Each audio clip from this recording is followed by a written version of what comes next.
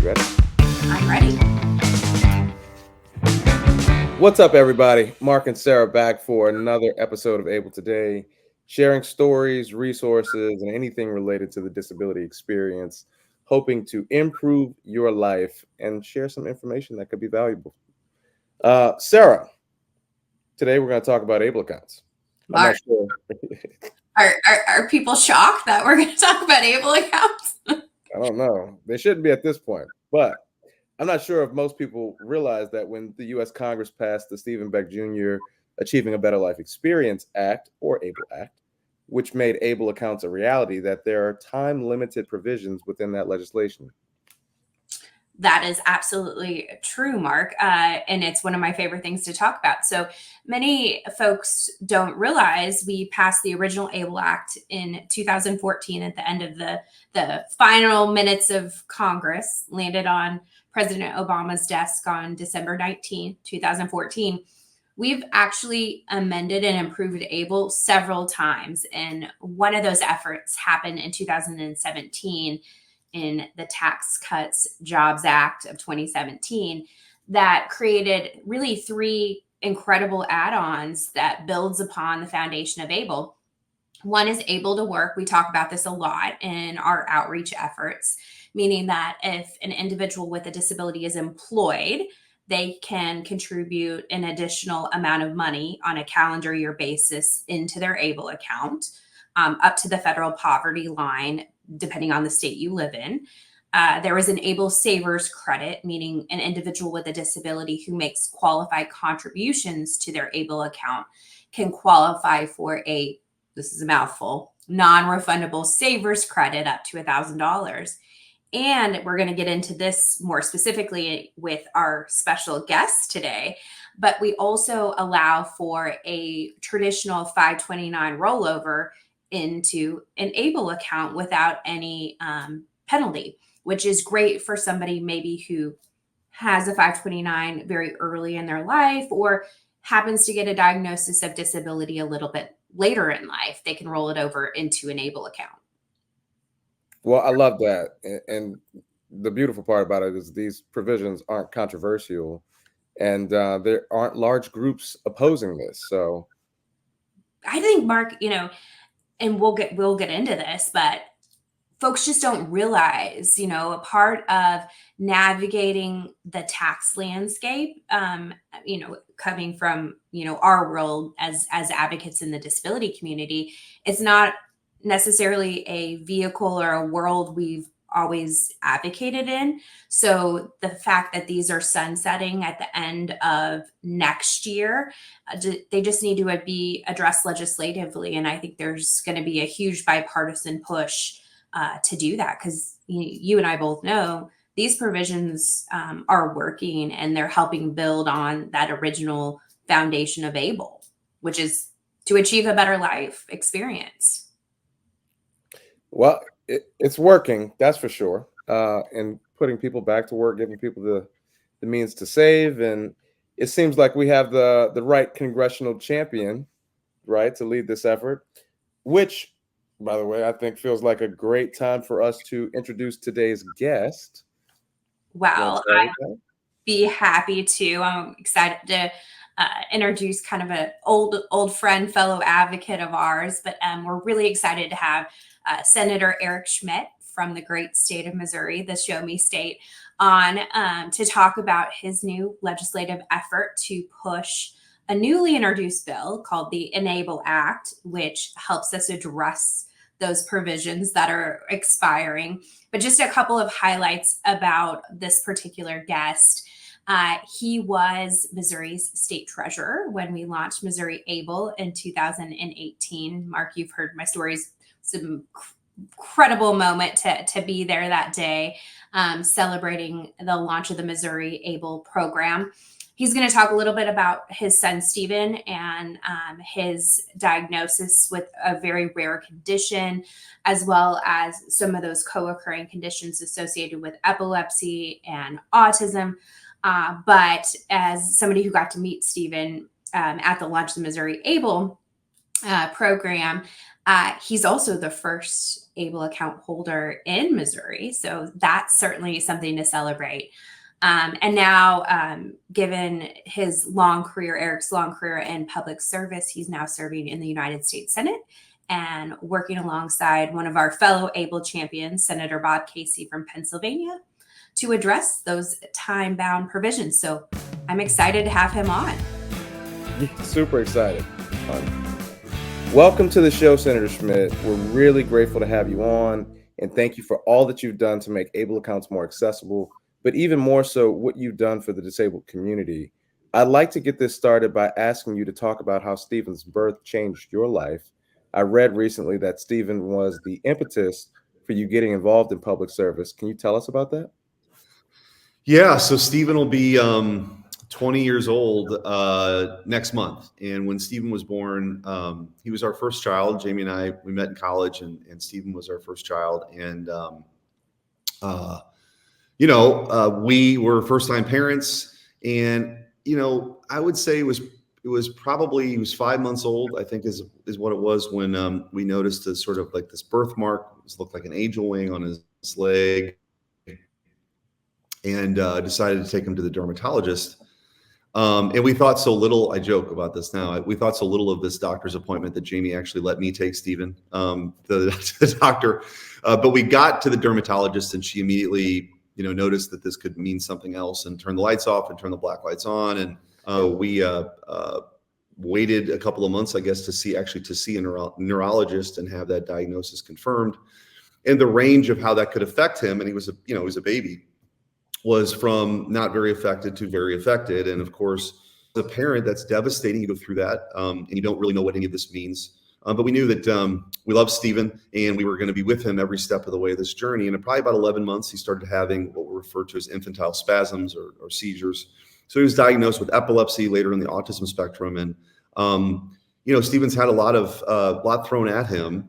But I think for me, when he was a few years old, he was having big grand mal seizures every few months, including these infantile spasms daily. He had a 4-hour seizure one time and was in the ICU for a week. And, you start, go through this process of discernment of what you want to do with your life. And things were great. I was a lawyer, we partnered at a law firm, and things were great. But I did feel like, with that experience with Stephen, there was something more that I should be doing. And so for me, I ran for office. I ran for the state Senate and was able to get autism insurance reform passed to make sure that was covered in Missouri. It became kind of model legislation across the country. We were able to do some things, making CBD oil legal in Missouri. People wanted to access that. And then we got, then obviously ABLE came on board. So Stephen really has been my inspiration. Well, Senator, I certainly appreciate that experience. My path was very similar in using my accident, turning it into something that was purposeful and a mechanism that I could bring good change to the world. And I know Sara has similar experiences. And it's been so amazing to advocate alongside you, Senator, and watch you lead on so many different initiatives at the state level in Missouri when you were the state treasurer of the Show Me State, and then obviously in the U.S. Senate. Kind of going back to that point you touched on around 2010 with the autism insurance reform. This is actually not a topic, Mark, we've talked about on the podcast, but Senator, could you talk a little bit about why that law was so important and what it did for people with autism and their families and caregivers? Yeah. So as I mentioned, Stephen, was we were looking for anything we could do to improve his quality of life, and with that diagnosis, we knew how challenging that was. And truth be told, I was 32 years old, just elected to the state Senate. I had no idea what I was getting into, because when I got there, this was something I wanted to take on right away. And there were literally an army of lobbyists lined up to make sure their goal that session and the next session was to make sure that bill didn't pass. So that was kind of a new experience for me at the time, but we were able to work through it. And ultimately what it was, allowed people to do was to access help, whether it was ABA therapy or other therapies that they needed. We know that early intervention is key for kids, but also as you know, wherever individuals are at, being able to access those really important therapies is just a godsend, not just for those kids and having better outcomes, but for the families to know and have that kind of peace of mind. And so, still to this day, it's certainly one of the more impactful things that I've ever been involved with. There are people who come up to me and thank me. It's far enough away now that, which is fine. People may not remember that I was necessarily involved in that, but the law is still on the books, and it was really a model. There were other states that came on board after Missouri that looked to that legislation for families in their state to be able to access that. So it's certainly something I'm really proud of. But again, it was really because of my personal experience. And I think as a legislator, I had to make a decision because I gave a speech on the Senate floor and talked about my experience with Stephen. And that was, I thought a lot about that. How much do you want to reveal about your personal experience? And Mark, I'm sure, and Sara, you can relate to this too. But I just felt like if I was going to be the best advocate I could be, I needed to do that. And you have opportunities with your colleagues to sort of have these private conversations about what it's really like. I mean, even to this day, I co-founded the epilepsy caucus here in the Senate with Senator Klobuchar. And that's what we live with. I mean, when I'm home, Stephen has big seizures all the time.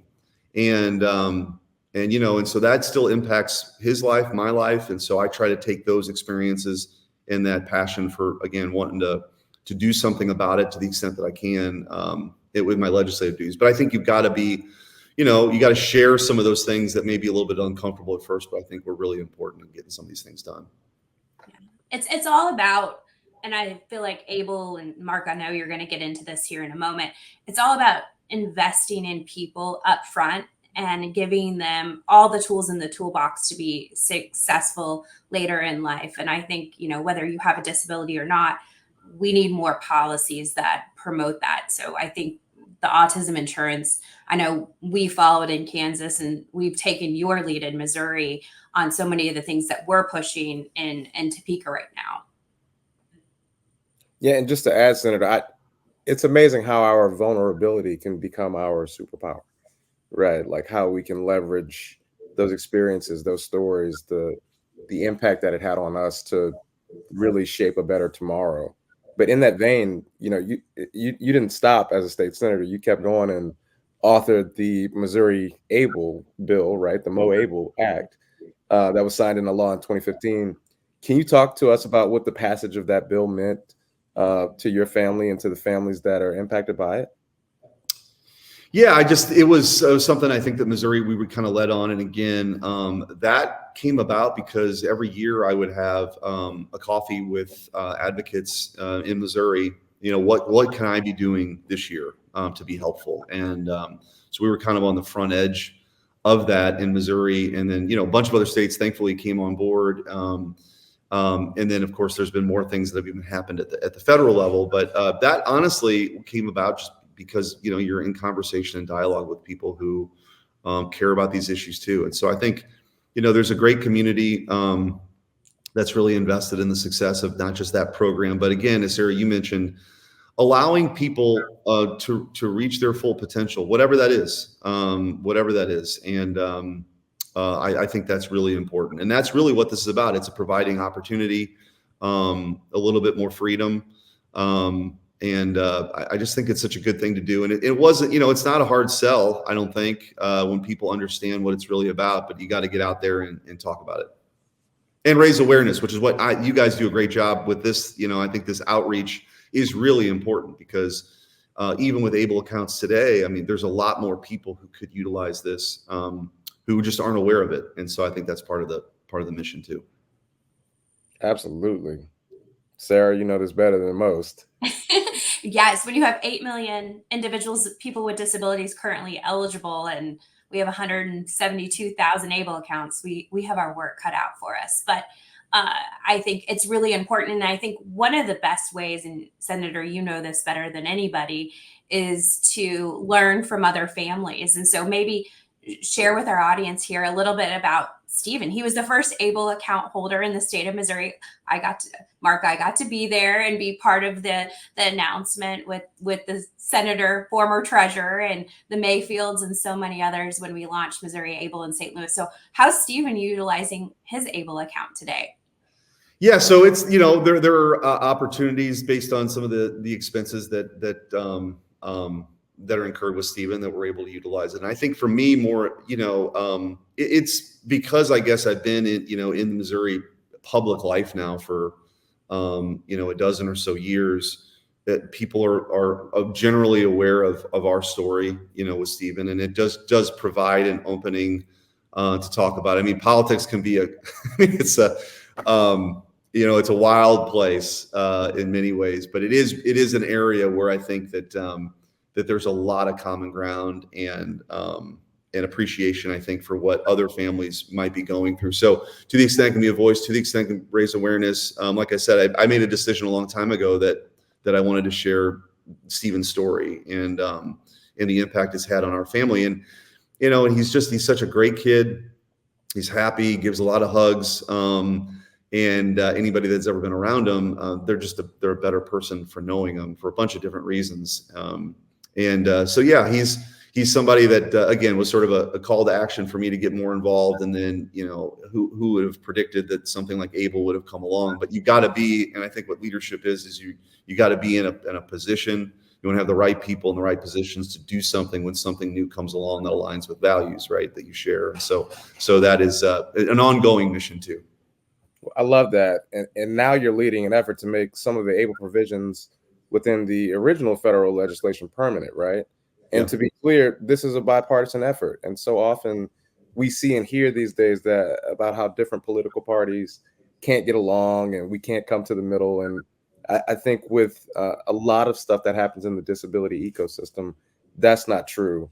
And you're also working with Senator Casey and other congressional champions on that bill. Can you talk about that a little bit? Yeah, I mean, you're right. There's plenty of things to fight about, but this shouldn't be one of them. I think this is we're working, and I know that Sara and so many others are helping with all of this as far as getting as broad as, you know, reservoir of support as we can get here, because it's something that just makes a lot of sense. It's not controversial. I think it's more of an awareness issue. We talk about that on the family side, but also on the legislative side, right? Because a lot of people aren't, you know, maybe they don't have a family member who's been affected. They don't have a close relationship with somebody who's, you know, who's dealing with some of those challenges. And so, but there's a bond. I mean, Maggie Hassan is a senator who I've gotten to know, and we've you know, bonded over this. I mean, you know, her son Ben is, you know, an inspiration to her, and she fights for things that, you know, are relevant to the disability community as well because of her you know, experience with her son. So there's a lot of these things that go on in the Senate that people maybe don't see, but are very personal, and it fuels, I think, a lot of the legislation that can be impactful for you know, a lot of people. So we're going to work on that to get a broad base of support, and it is bipartisan. And we're very hopeful we can get this done, because there's just a lot. I mean, there's one of the provisions, just for example, is, you know, let's say you're a family that you start out and you create and a lot of grandparents will do this, right? Or they'll start a 529 plan right away to plan for, you know, a child's college education. Well, somewhere along the line, because of, you know, a disability, that may not be in the cards anymore. And so to be able to transfer that 529 seamlessly, into an ABLE account makes all the sense in the world. But if you have a barrier, if you have a tax problem with doing that, it's going to prevent people from doing it. So that's one of the provisions, you know, we want to make permanent, and is sort of a good example of why this makes a lot of sense. Love that.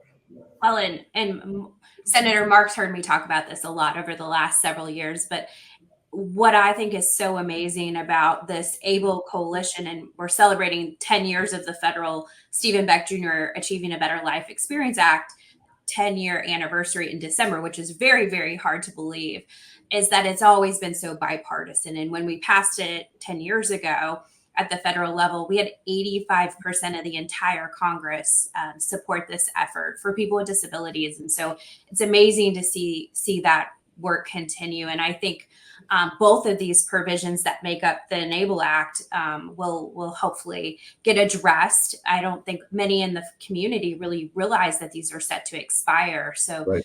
the level of awareness that you and Senator Casey are helping us raise among the disability community and the broader ABLE community is so vitally important. Yep, that's right. And we appreciate all that you guys are doing on that front too. Mark, I think, do you want to bring it home? This has been such a great conversation. It really has, Senator, and we've loved having you on the show. Just really quick, what's the best thing about ABLE to you?